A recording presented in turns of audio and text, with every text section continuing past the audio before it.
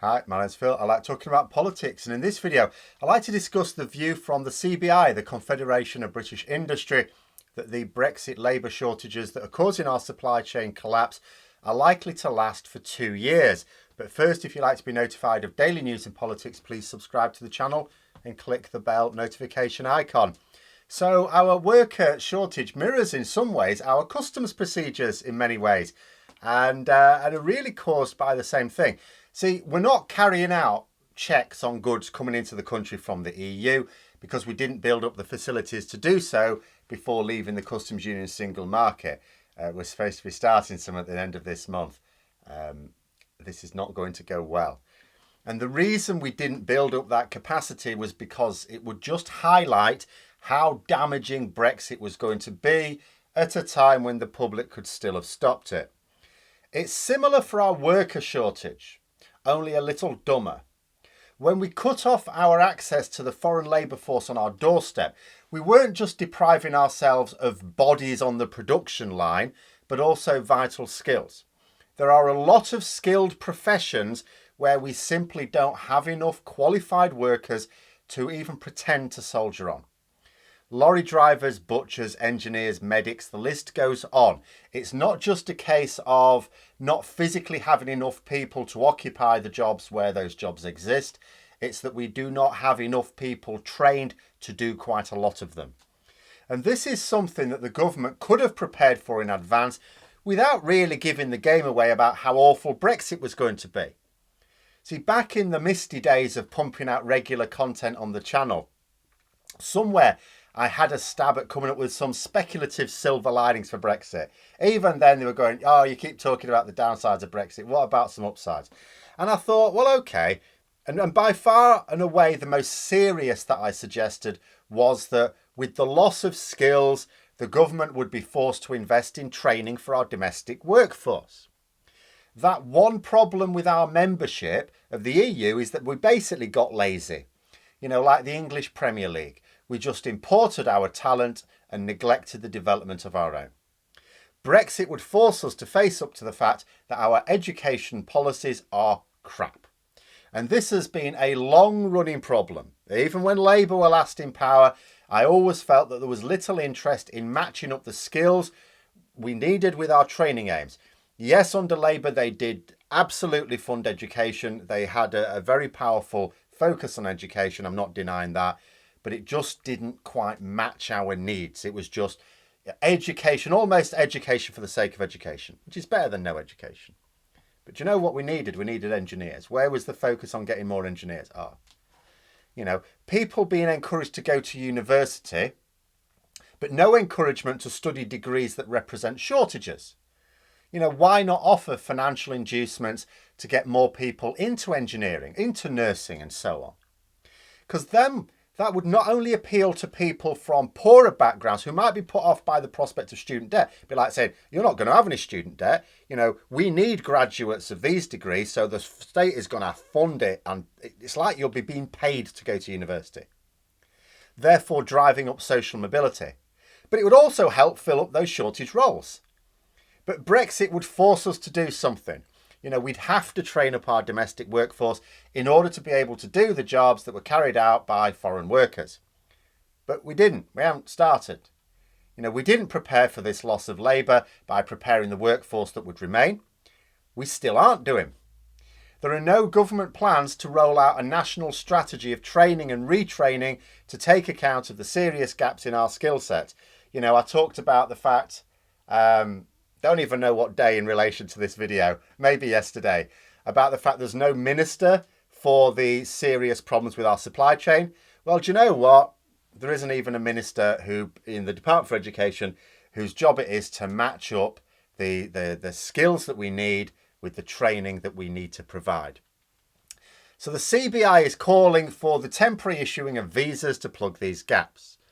Now, here's the thing, we've been on about this for quite a while. The CBI obviously represents business owners, of course. It is a lobby group for owners, not workers. Their preference is for a plentiful workforce that being in the single market gave them. Of course, a lot of that workforce would be relatively cheap, not because of EU membership, but actually UK government policy. Because for people complaining, oh, it just meant they had access to lots of cheap labour. Well, it did, but that wasn't a direct consequence of membership. We could have made sure that in this country, the minimum wage, which is set in this country, was always fit for purpose and always rigorously applied. The wages paid in different EU countries are not the same. It's not set by the EU, that's set by national governments. You know, that we can have people in this country who have full-time jobs and yet still need universal credit speaks volumes about the failure of our government to make sure that people are paid properly. So those saying that the higher wages come in the way of some poorer workers right now is a Brexit benefit, well, indirectly, but that's ignoring the fact that those higher wages could have been in place years ago and across all sectors of our economy, not just a handful. That was within the power of our governments to implement. But given that we have governments who do not support a living wage worthy of the name, business leaders know that they can maximise their profits if they have access to a large workforce, which means they can pick and choose. In other words, one that's larger than our economic needs, because then it lets them get away with paying much less. So should we take the CBI seriously when it warns of labour shortages lasting 2 years? Well, I think yes and no. I think yes, because it's quite clear that although the idea of issuing visas will fit in with what they want for their members, there isn't an alternative plan to those visas. Raising wages has been good for the people benefiting, but it hasn't conjured up more workers for the unfilled vacancies on a national scale. It's just moved the existing workers from one employer to another that pays more. Actually, all it's really doing is helping larger corporations crush their smaller rivals. It's also driving food prices up, which is fine for the ones who are getting paid more, because I don't think they'll rise in proportion to what they're getting paid extra. But what about the people who aren't getting paid extra, or already struggle to find food? You know, it's going to hit those who continue on low incomes because we don't have a national strategy on the living wage. We just have a few people benefiting from the fact there's lots of jobs they can get in their area, so they can demand higher wages. But we also need to consider that the CBI are lobbying for something, and they'll present their case in the way that maximises their aims. It's not their job to provide a balanced view. So take this notion of labour shortages lasting 2 years. Where's that from? I couldn't actually find it. I'm going to continue to try and find out what they're basing that on. But let's say it's based on the time it takes to train people up for some of these skilled jobs. For example, it takes 1.5 years to train up a lorry driver. Not sure exactly what that figure would be now with the pandemic, but about 1.5 years is generally what is required.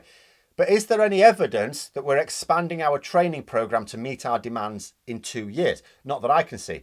Yes, I can see that some companies have expanded the number of training programmes for lorry drivers, and the same will be true of some of these other skilled jobs as well. But there's always training programmes in place.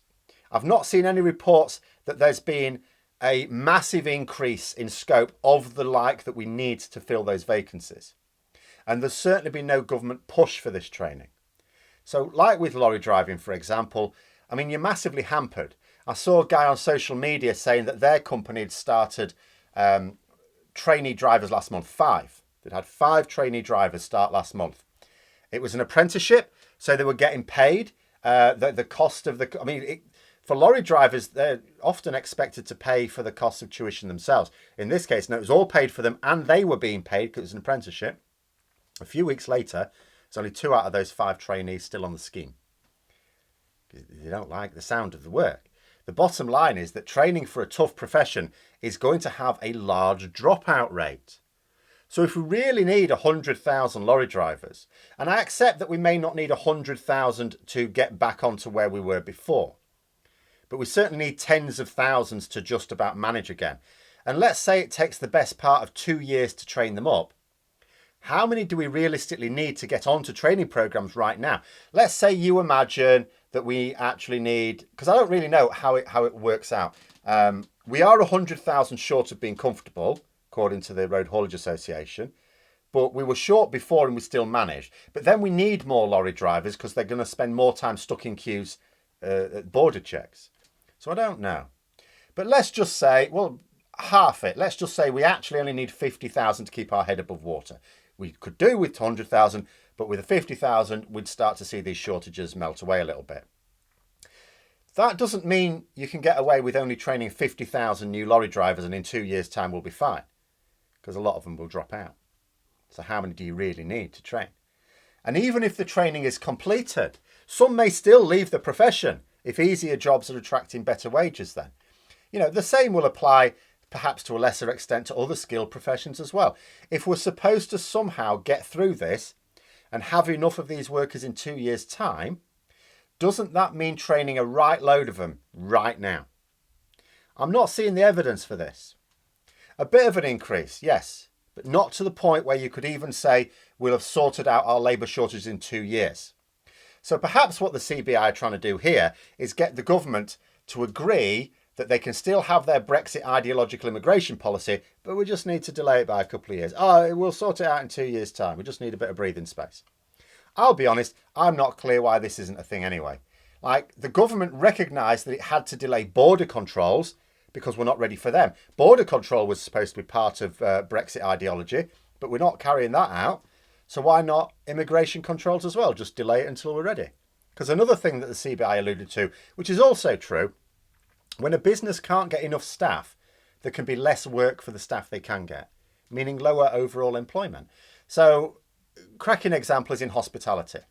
So take a restaurant. Now, we've heard of a lot of restaurants, including high-end restaurants, that can't get the staff for its normal operating hours.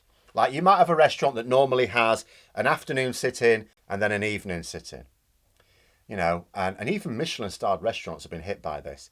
And what they've had to do, because of staffing problems, they've had to focus on only some sittings. So let's say a restaurant gets most of its custom in the evening, so it has to sacrifice its afternoons. So it's only open in the evening because of shortage in some areas. It may be shortage of waiting staff, it may be shortage of chefs, but there's some shortages of staff that mean they've just had to limit how long they can be open. Well, now that it's not open in the afternoons, that work is not available for the staff they did have for that shift. So let's say what they're struggling with is to get enough chefs, but they have the waiting staff. Well, the waiting staff aren't needed in the afternoon, so that's work lost. So the workers lose out. Another bizarre Brexit scenario, in this case, because you can't get enough workers, there can be perversely less work for the workers you can get.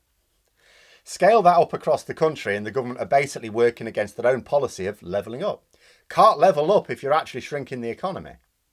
But those are my thoughts. Let me know yours in the comments below. I hope you found the video interesting. If you did, don't forget to click the like button. And if you'd like to support the channel further, please also click the Patreon link for details. And until next time, I'll see you later.